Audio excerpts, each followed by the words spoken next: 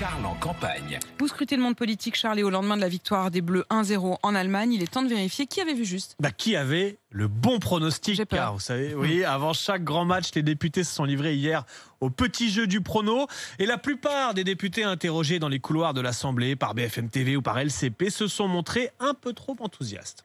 Mon pronostic serait une victoire de l'équipe de France, mais elle est 2-0 pour la France. 2-1 pour la France, Griezmann et Pogba. 3-2, mais je suis pas devin, vous voyez. Allez, 2-1.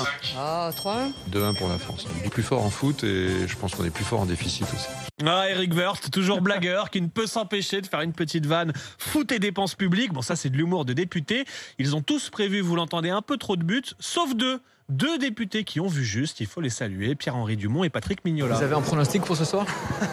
On va dire allez, 1-0 pour la France. Ça sera compliqué, mais on a un bon bilan depuis une trentaine d'années en Allemagne face à l'Allemagne, donc continuons sur cette voie. Je pense que la Mannschaft est toujours très dangereuse, mais que pour autant, la France cette fois est favorite.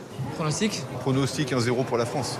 Bravo à eux, bravo. On suivra leurs pronos avant France-Hongrie samedi parce qu'il faut reconnaître qu'ils ont été meilleurs que nous autour de cette table, n'est-ce pas, Pauline? Ouais, oui. Moi, j'ai envie de rêver, je me dis que ça sera 3-1. Voilà, je sais pas pourquoi. Oui, voilà, j'ai lancé un petit. Voilà, j'ai lancé un petit 3-1 parce que je me suis dit c'est le premier, faut tout, voilà, faut mettre le spectacle, faut qu'on y aille. Même si j'imagine qu'ils seront prudents. Qu'ils vous entendent. Rendez-vous demain, même heure, pour vérifier, Pauline. Je serai là, j'assumerai. Apolline qui assume ce matin et qui a le mérite d'être la seule à avoir prévu la victoire des Bleus parce que pour le reste, autour de la table, faut reconnaître qu'on s'est planté. Ouais. Moi, je vois un match serré. J'espère un 2-1, mais je vois plutôt un 1 partout. Moi. Ouais, j'allais dire un partout aussi. Un partout? Charles?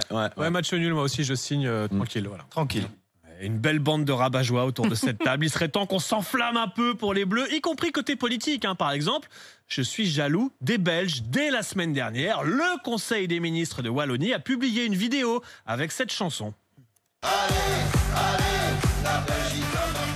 On y voit des ministres autour de la table du Conseil des ministres, habillés en supporters avec ce magnifique fond musical. Voilà, ça c'est un gouvernement qui se mobilise. Alors on croise les doigts pour voir la même chose en France. Il y a le Conseil des ministres ce matin. Allez, alors on imagine qu'ils vont mettre le son à fond et on espère que Jean Castex et Jean-Michel Blanquer s'afficheront avec écharpe et maillot. Et évidemment on compte sur Marlène Schiappa pour lancer les clappings. On a vu l'entraînement le week-end dernier. Je pense que Marlène Schiappa, elle ira. Elle va y aller là. Elle est prête à tout. On peut peut-être lui faire confiance même pour avoir les lunettes bleu, blanc, rouge, l'écharpe. Le maquillage, tout.